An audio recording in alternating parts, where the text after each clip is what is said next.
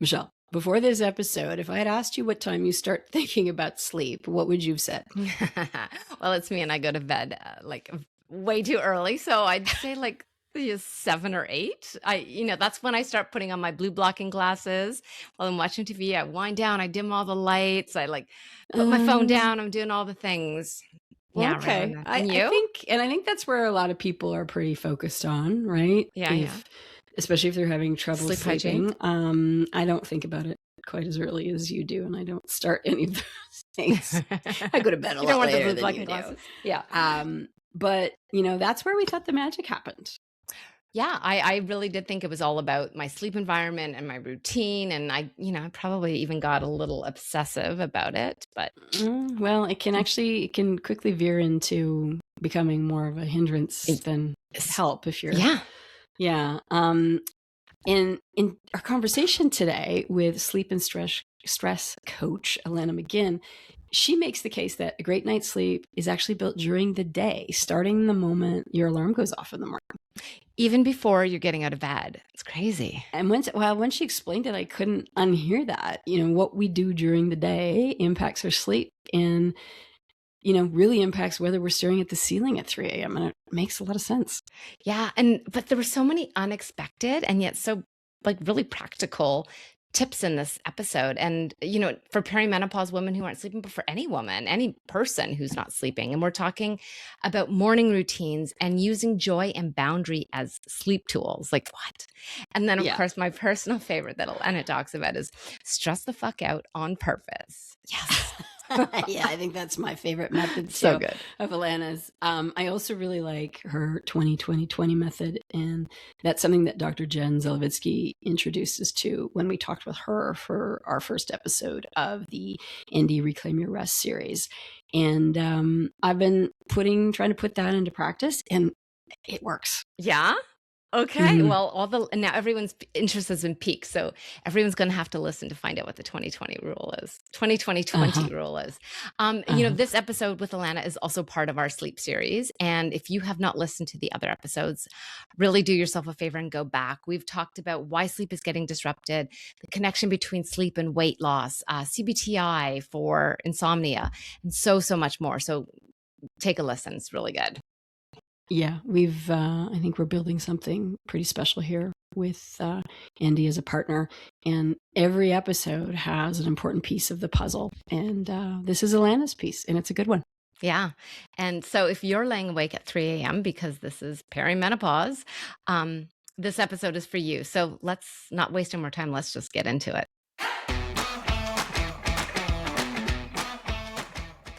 This episode is brought to you by Endy, Canada's leading online mattress, trusted by over 1 million happy sleepers.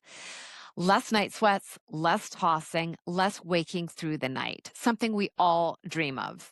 Endy's mattresses are designed to quietly handle the physical side of that battle, with cooling gel foam to help release the heat, motion isolation so that every little shift doesn't wake you, and pressure point relief so your body can let go of tension.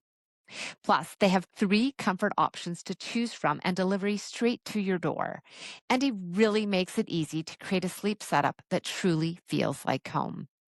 And guys, right now, during Endy's Canada Day sale, they have some of the best offers of the year, including free gifts with your mattress purchase, exclusive discounts, and other limited time offers. Upgrade your sleep today at endy.com. That's ENDY.com.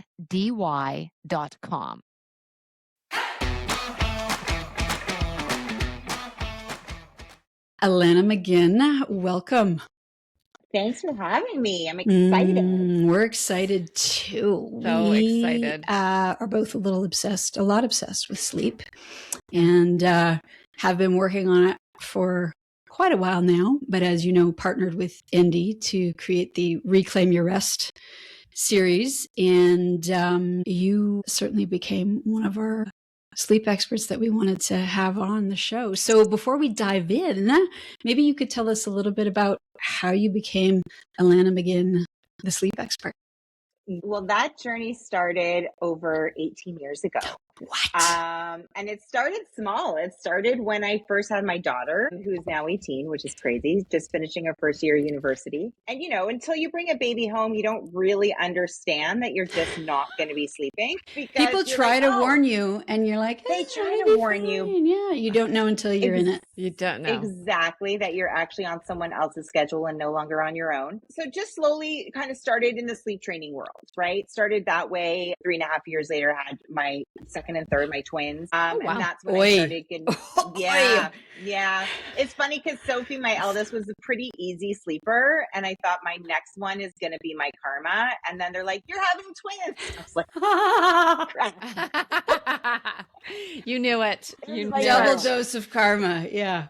Exactly. And then I remember I hit publish on my website when they were 10 months old. They were both in their bouncy seats, just kind of looking at me, and slowly grew the business. We have consultants throughout Canada and the US. And then the AlannaMcGinn.com kind of formed as I was entering tweens and teens and midlife myself, and realized there needs to be more focus on the midlife space and sleep. And yes, menopause and perimenopause, of course, go hand in hand with sleep loss. But there's also a lot of life transitions that happen for women in this space, myself included, going through one a few years ago. So that's where my focus has been lately, is just working in the midlife space with women and helping them stress less and sleep better. And it's been great. Well, and thank you for that. On behalf of all midlife women around the Yes. globe, we appreciate it. So I think one of the most fascinating things that I've heard you talk about, Alanna, is that when we think about sleep hygiene, most of us think about what we're doing before we go to bed, that hour and a half before bedtime, or eating our meals 3 hours before, all of those good things that we can do to prepare for sleep. But you've said that what we do first thing in the morning actually can have a huge impact on our sleep that night. Can you tell us more about this, please? That's a conversation that I'm having more and more with my clients and more in my communities. As you said, sleep hygiene is such an important component of sleeping better. Great sleep environment, great bedtime routine. And I'm sure we'll talk about all those things because they do play a role for sure. But so much of what we do throughout the day and what we do the moment we wake up is really going to allow us to have either a great night's sleep or not so great night's sleep. So if we start in the morning, in my opinion, your morning routine is just as important, if not more important, than your bedtime routine. And what I mean by that is that's how you're going to start your day. And how you start your day is how your day continues. And how you start your day is what you take into the daytime and then into your bedtime as well. So a lot of us, we're using our phones as our alarm clock. That's fine. I will say stores still sell alarm clocks. But if you are using your phone as your alarm clock, and you can set those boundaries on really setting the alarm and putting your phone down, turning off the alarm and putting your phone down, I'm okay with it. But then we need to set those boundaries. And what happens is our alarm goes off in the morning, we pick up our phone, we turn it off, and what do? Instantly, we're checking our emails. We're checking social media. We're checking in news headlines, and no news headlines are good lately or for a long time. And we're our brain just explodes, right? We're allowing that chaos to come into our mind, and our feet haven't even hit the floor yet. We haven't even gotten out of bed yet. And now we're carrying that into our morning. We're carrying that into our daytime, and then in turn into our bedtime. So, rule of thumb, give yourself those 30 minutes. If you feel like it's going to be really hard for you to turn off that alarm and put your phone down, get an alarm clock, put your phone elsewhere in your bedroom or outside of your bedroom, in the kitchen, so that it's not in the kitchen. Exactly. Or get a docking station somewhere else in the house where you can keep it all organized and charged, and give yourself 30 minutes in the morning for you. And that can look like whatever you want it to look like. So it could be just time with your kids, getting them ready for school. It could be time with your partner as you guys go off to work. It can be walking your dog, having a quiet cup of coffee, doing a morning workout, just 30 minutes before you check in, because the second you pick this up, you're picking up everything else that's going on in the world, right? Whether it be in your life or outside of your life. So 30 minutes is important. Also, we want to work on building a really strong drive for sleep. So think of your sleep drive as your gas tank. When we wake up in the morning, our gas tank is likely on empty. Our sleep tank is on empty, whether we've had a good night of sleep or not. So we want to work on, in the morning and throughout the day, filling that tank full of what I call sleep gas, right? Ways to do that: keeping consistent morning routines, getting up consistently 80% of the time, getting in that physical activity, that's going to put loads of gas in that sleep tank. Immersing yourself in that natural light. Luckily, we're going into a season where we're going to see more sunlight in the morning, which is going to help us. Thank the F. Like, seriously, this has been a long winter. Yeah, sorry. It's been a long winter, and it's still cold where we are, and I'm ready for it to be warm. So your morning routine, again, really plays a role in how easily you can fall asleep at night and stay asleep throughout the night, for sure. So there needs to be more focus on that as well. Is there something to the whole walk in the morning as soon as the light starts to come up and look into the sunlight, because that light is impacting your melatonin levels later? What is that little theory? That's right. So we all run off of a natural 24-hour clock. That clock doesn't shift when we go through time changes or when we go through different time zones, right? Think of it like when the sun is at noon, that helps sync our clock. So when we're able to go out in the morning and immerse ourselves in that natural light, it helps to resync our natural clock if need be. It helps to lower our melatonin naturally. It helps to release cortisol. Cortisol is not always bad. We do need a certain amount of cortisol in our body, our stress hormone. And then it allows our body clock to function properly throughout the day so that in the evening time, the melatonin is going to release as it should, provided we're setting up that environment. That's where sleep environment comes in. So at night, we want to focus on dimming the lights, darkening the environment to release that melatonin. Well, I got up this morning and looked out into a snowstorm because I live in Calgary, and tomorrow it'll probably be 15 degrees, but today, blizzard. Same with us. Not a snowstorm, but it was cold. We're in Toronto. No, so, same.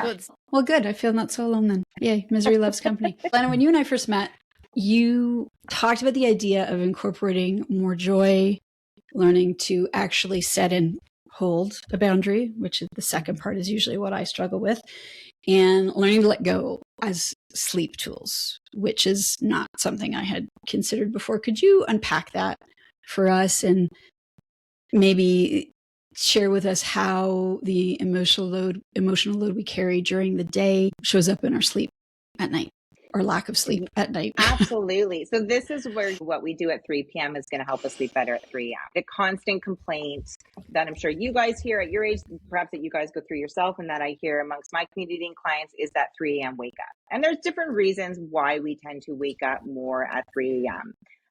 A big reason why we tend to do that is because at 3 a.m. we're cycling into lighter states of sleep. And what is playing in our mind, what we haven't unpacked throughout the day and worked through throughout the day, perhaps not entirely, but if at all, is going to plague our minds at 3 a.m. This is where we need to focus on allowing ourselves, even if we are going through a tough time in life. I bring it back to when I say I went through a midlife transition. I went through a divorce 4 years ago. And when you're going through something, and I call it my messy middle. My messy middle was a divorce. Everyone has their own messy middle. When you're going through something really difficult, whether it be divorce, whether it be anything, it's hard for you to feel like it's okay to incorporate joy. And I think that the conversation also, and you might have already had this conversation on your podcast with other guests, but there is a difference between happiness and joy. Happiness is an emotion. It's something that we feel. We can't necessarily feel sad and happy at the same time.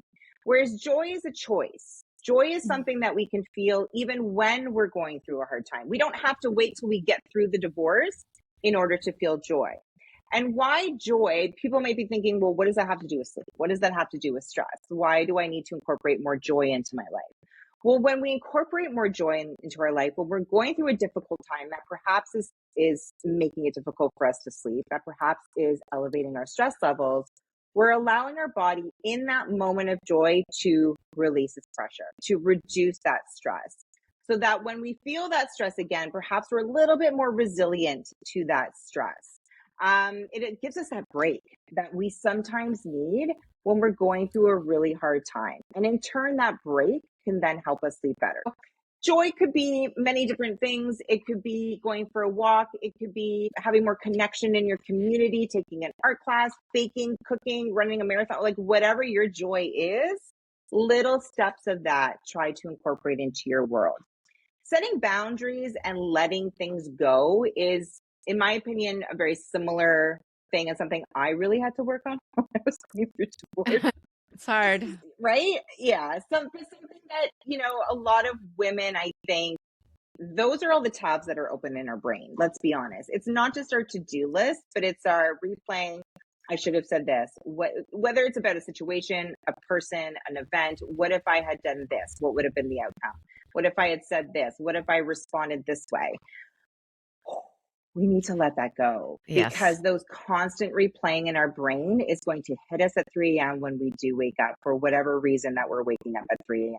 And that's work. That takes time. That's learning. If you're a yes person, it's learning that it's okay to say no. If there isn't a person or a situation that triggers you and perhaps doesn't allow you to let go, it's really setting boundaries on how you communicate with that person, how you show up at those events and those situations. That's a whole program that I go through with my podcast. Do you wait? Yeah. Can I'm not getting divorced, but can I sign up for because you have a divorce coaching program, right? Well, that's the thing. They're very similar, because again, my messy middle is my divorce. I do have a divorce coaching program that focuses on sleep and stress. And then I have a midlife sleep program for my happy midlife women that are happily married that still need to sleep better. That's still better. Again, like when I say my messy middle was my divorce and learning to let stuff go was about my ex and about situations. For somebody, it could be a coworker. It could be a family member. It could be a friend. It doesn't necessarily have to be divorce. There's a lot of boundaries I feel like we need to set at this age. I'm in that space. Yes. Because it's been socialized into us to not have any. Right? Of course. We have to be everything and anything to everyone. Everyone. Yeah. And we all need work. And I would say I'm getting better at it, but I feel like I'm nowhere near where I would like to be. And I don't know, I feel like some coaching would be good. Yeah. Well, and also the flip side of it, making that boundary, I'm getting so much better at that, but then being okay with people not liking the boundary that I've set is the other side of that conversation. That's the hard part. That's really the tricky bit. Oh, I can set boundaries all day long. Yeah, that is the hard part. And I feel like, obviously it's what I coach and what I do. So I feel like I've gotten a lot better. For me, it was almost like a switch. I recently just turned 49. I'm staring 50 right at the nose. And for me, it was like a switch where I was ready just to not just let it go and set those boundaries, but also when I say letting it go, I don't want to misinterpret that to the let them theory. I know people follow it and love it. And there is a part of that I can adopt and like. But for me, it wasn't like, I'm not letting anyone do any of that stuff.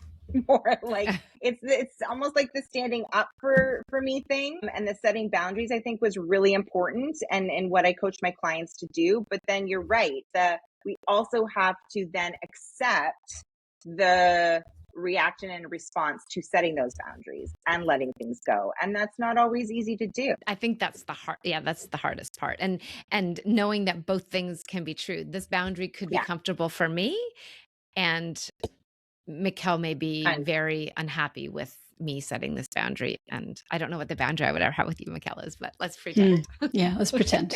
Let's pretend. There are no boundaries. Yeah, exactly. Maybe that's part of my problem. Probably, yes, very much so. The way I've been first introduced to you was through Gina Livy and the Livy method. Love the Livy community. Me too. Hello, and we've got a lot of ladies part of the community. Livy losers. Hello, shout out. But one of the things you talk about with Gina a lot is taking time on purpose to stress during the day. And I think you call it stress the fuck out. That's fascinating. I know, I'm like, can I swear? Oh, please do. Yeah, Gina loves it when I say it. So sorry, what is it? You need to allow yourself time throughout the day to stress the fuck out. Love what you're hearing? Don't miss our weekly newsletter. It's got expert advice, evidence-based resources, practical tips, and of course, a little humor. Go to thisisperimenopause.com to subscribe and join the thousands of women who have realized they need and deserve better. So sorry, what is it? You need to allow yourself time throughout the day to stress the fuck out. Yeah. That's what I always say. Yeah. Tell us more. This goes back to the 3 p.m. versus 3 a.m. Do you want to stress out at 3 a.m. or do you want to stress out at 3 p.m.? Because we're human. We're going to stress out. I'm not here to tell you, don't have any worries, don't have any concerns, don't have anxiety, doesn't exist. Absolutely it does, especially in the midlife space for a multitude of reasons. And what happens during the day is we are so easily distracted. We have work, we have family, we have life issues, we have social media, and we can just push all our worries and concerns down and mask everything around us to help us, get through the day. But then when we go to bed and we wake, whether it's at bedtime or we're waking up at 2 o'clock, 3 o'clock, 4 o'clock in the morning, those distractions are gone. And what's going to flood your mind? All the to-do lists and the worries and the concerns that you have. So this is where it's called a personal pause. It's actually it's called constructive worry. It's a thing. It's a thing. Okay. It's a thing where you worry constructively. When I say you have to allow yourself to stress the fuck out throughout the day, I don't want you like in a ball in the corner stressing out. But we have to work through the issues and problems that we have in life. And you're going to have sometimes bigger issues than others. It's just 5 minutes a day. I'm very much pen to paper. I don't know about you guys, but there's something about writing it out in a notebook or writing it out on a piece of paper that really allows my brain to have that dump versus notes or emails or anything like that. So get a piece of paper, write down a line in the middle. On one side, it's the problem. What is that problem that if you wake up at 3 a.m., it's going to flood your brain and not allow you to fall back asleep? And then start writing out some solutions. You have to solve the problem on that day in that moment, but it could be you have to source something or talk to someone or make an appointment or find out more information. Anything that's going to give you that one step closer to solving that problem or reducing the worry around that problem. Put that piece of paper away. It's gone for that day. You don't have to revisit it. And then when you do wake up at 3 a.m. or you do have that problem pop in your brain at bedtime, because listen, like I said, you're human. It's still going to happen. This is where you start. It's all about shifting the mindset. And this is where you start saying to yourself, I know that problem's there. I know it's not fully figured out yet. I've worked on it today. I will work on it tomorrow. Now is not the time. And listen, it's not going to happen instantly, especially if you're an overthinker worrier like I am. Most women. Yeah. Most women. Can I just blanket that statement? Yeah, I think so. But I think it's fair. But the more you practice this, I call it a personal pause. You can call it constructive worry. You can call it stressing the fuck out. You can call it whatever you want. But the more you practice it, the more you will be able to then quiet your mind a little bit more in that bedtime at that 3 a.m. When you want to focus more on sleeping than working out whatever you need to work out. And actually, you know what? That works. And I say this because I actually, without realizing it recently, managed to do this. And we had Dominique Williams, who's a social worker who works for Coven Women's Health. And we were talking about cognitive behavioral therapy for insomnia, which I know you're very familiar with. And she was talking about what you mentioned just a few minutes ago, which was your brain is waking you up because of the change in your sleep pattern, throw in some crazy hormones, and then it's right for not sleeping. But then your brain is what's keeping you awake. And I experienced my first, I'm going to say it was a night sweat without sweating, hot flash at night. And when I first woke up, my instinct was, oh, fuck, it's happening again. It's anxiety. And then I was like, oh, wait a minute. And I thought rationally about what was actually going on. And then thanks to Dr. Jen Zelevitsky, I recognized that the volcanic eruption happening in my chest actually wasn't anxiety. I was having my first hot flash. And I was able to go back to sleep. Yeah. Like, amazing. It's talking yourself through it and looking at the facts. So we do this actually a lot with our kids and our teens when we're dealing with anxiety and we're dealing with bedtime fears. And it's really breaking down the facts. I mean, this kind of simplifies things, but like, is there a monster under your bed? Well, could a monster actually fit under your bed? Have you ever seen a monster under your bed? You know what I mean? So it's like breaking it down where they can really wrap their heads around. So same as you, this actually is an anxiety. This is a hot flash. I can now go to sleep. And it doesn't happen all instantaneously, but sometimes it does. Yeah. And actually, Dr. Jen Zelevitsky also told us rather, about you teaching her the 20-20-20, I guess, process or method. And she said it's been a game changer for her sleep. So maybe you could tell us about that. Yeah, absolutely. Thank you. I know. I love her too. All these names that you're mentioning, I'm like, yes. There's so many great women in this community. It's amazing. The 20-20-20 is focusing on that bedtime routine. Because bedtime routine is important. There's great therapies in CBTI and cognitive behavioral therapy for insomnia. And yes, we need to focus more on what we're doing throughout the day, incorporating joy and setting boundaries and all these things. But sleep hygiene does also play a role in helping us sleep better. And incorporating a great bedtime routine plays a role in that. It's important that we prepare our body to have a great night of sleep. And it's hard to go from 100 to 0. You're going to have a hard time falling asleep if you don't allow some wind down time. So I like to break it out in an hour. You have 1 hour before you go to bed. You're breaking up that hour in 3 20-minute increments. And you can block it however you want to block it. How I block it and how I block it with my clients is the first 20 minutes is preparing for the next day. So again, pen to paper, writing out your to-do list, whether it be business ideas, groceries you have to pick up at the store, phone calls you have to make, just things you have to do so that it's not swimming in your head when you do wake up at 3 a.m. Choosing your outfit for the next day, packing your lunch, getting your kids' school bags ready, all of those things. The next 20 minutes is all about you. It's the normal hygiene, not sleep hygiene, but the brushing of the teeth, the washing face, taking a shower, doing all the skincare, all the things that we like to do before we go to bed to feel great. And then the last 20 minutes is whatever kind of wind down activity works for you. And that could be talking to your partner, doing other things with your partner, reading a little bit. And I'm going to say it, and you guys might be shocked, but it also could be watching an episode of your favorite show. Oh, I'm allowed to do that. Okay, Alanna, you're thank allowed to do that. You know, looking at a social media account that makes you feel good and not makes you feel scared, worried, stressed, anything like that. I'm not the sleep coach that will tell you to turn tech off. If you're listening to this and you are really struggling with sleep and you're like, I need to make some serious changes, yes, tech is the biggest sleep buster in our home. It is the reason why we are such a sleep deprived society, 100%. So get it out of the bedroom for sure. But I also think tech can help us sleep better. And ladies, what's your feel good show? We all have feel good shows. Oh, I'm trying to think. Mine right now is probably Shrinking. Oh, yes. Oh my God, stop. Of course it is. Yeah. And Ted Lasso. Yeah, and Ted Lasso. Yes, I'm excited for the news. Yeah, I love Shrinking. My boyfriend and I watch that all the time. I love Shrinking. So yes, okay. So like if watching an episode of Shrinking before you go to bed is going to help you forget a really stressful day or just reduce some of that stress that you've just built up throughout the day, I'm all for it. This isn't saying watch the entire season until 2 o'clock in the morning. But if like one episode is just going to help you feel a little lighter before you go to sleep, I have no issues with that. Okay, I like this. My problem is that I used to have a television in the bedroom and then I would fall asleep to it. And if my husband didn't turn it off, then I would wake up to it and then I'd be awake again. Right. Like, yes. That's where we set those boundaries, right? So that's not what I'm recommending people do.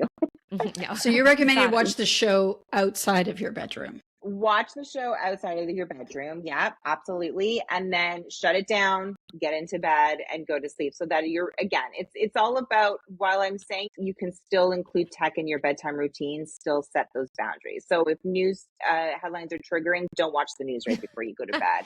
If there's social media accounts that trigger you, don't watch those before you go to bed, or just friends in general. We all know the friends that like fill our tank, friends and family, and then the friends and family that do not fill our tank. Don't FaceTime with them right before you go to bed. FaceTime with the other ones, right?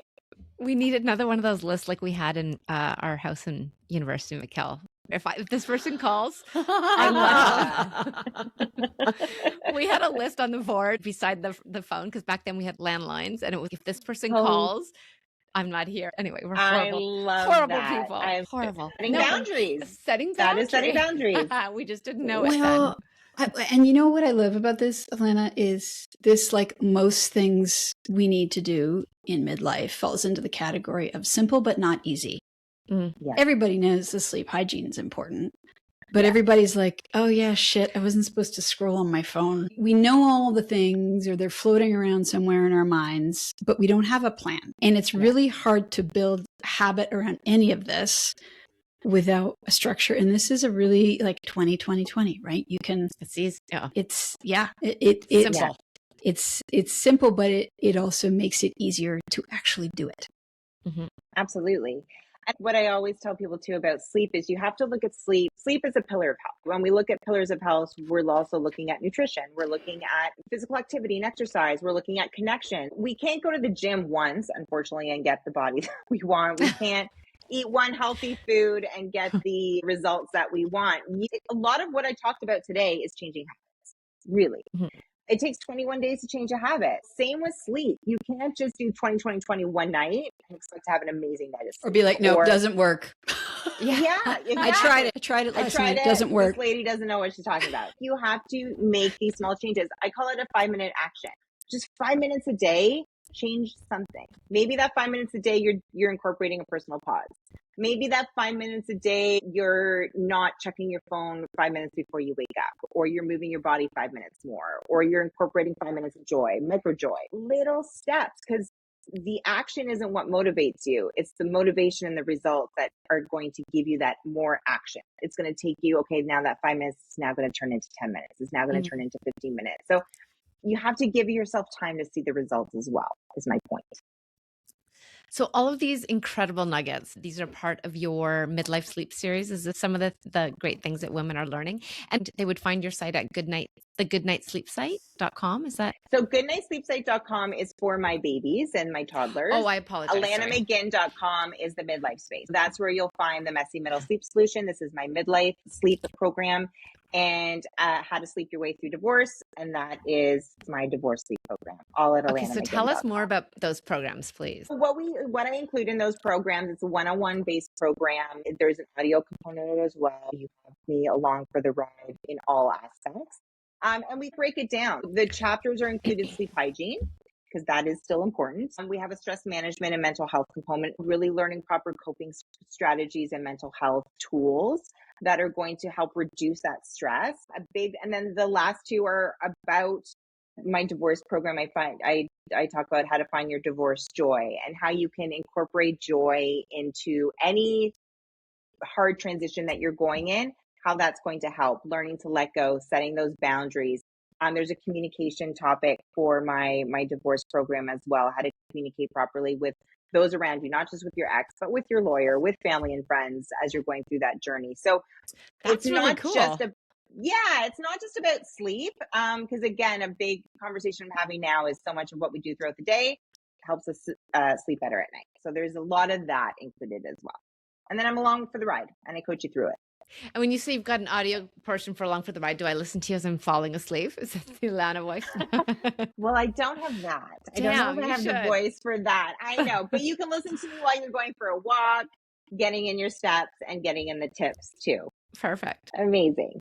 Can we just sort of double click on the divorce program? Because I think, a lot of our listeners are in that boat, and it might have its own unique sleep disruptors, or I think this is the first program I've heard about of its kind. And it's like, duh, like, who would? Yeah. So can you just tell us a little bit more about that? Can we take a bit of a deeper dive on the divorce program? Absolutely.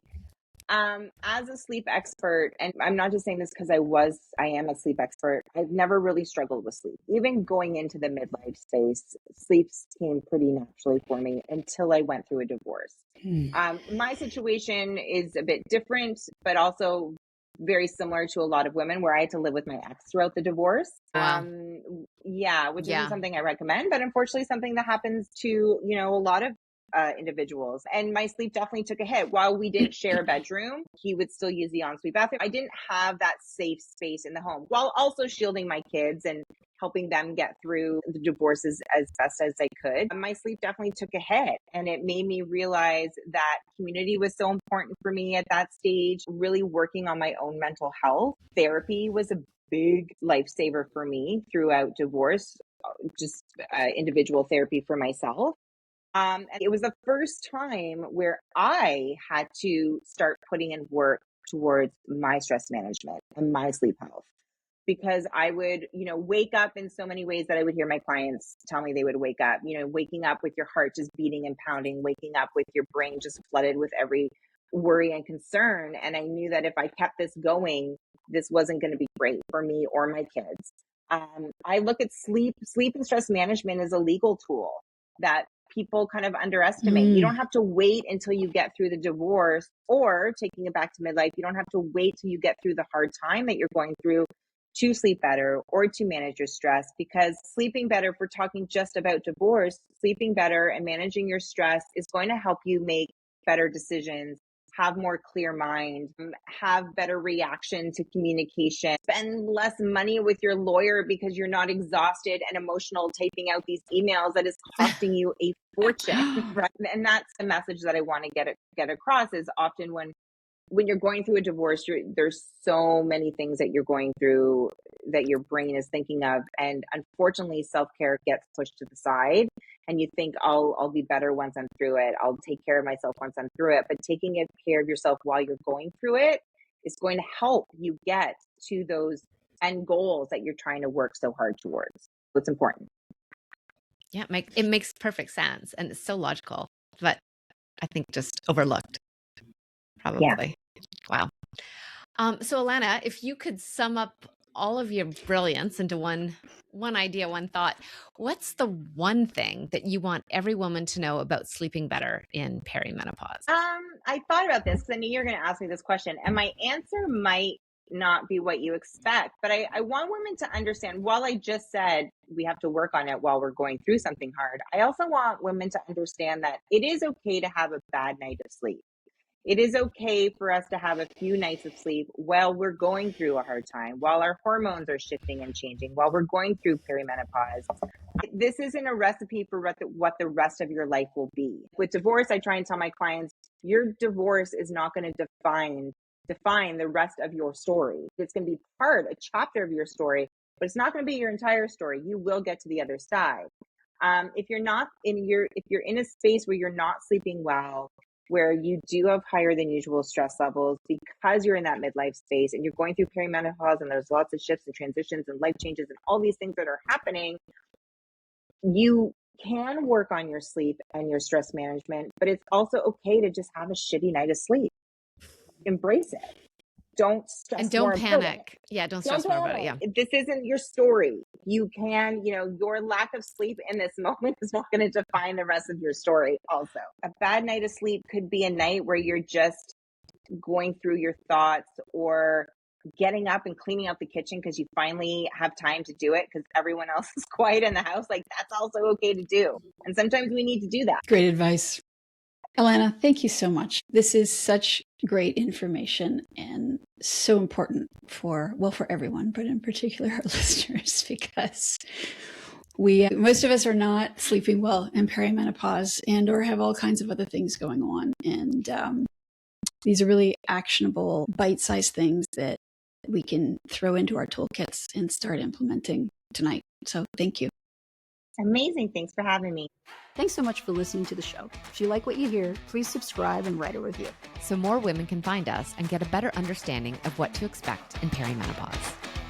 This information is not intended as medical advice. The intent of this information is to provide the listener with knowledge to support more efficient and effective communication with their medical provider.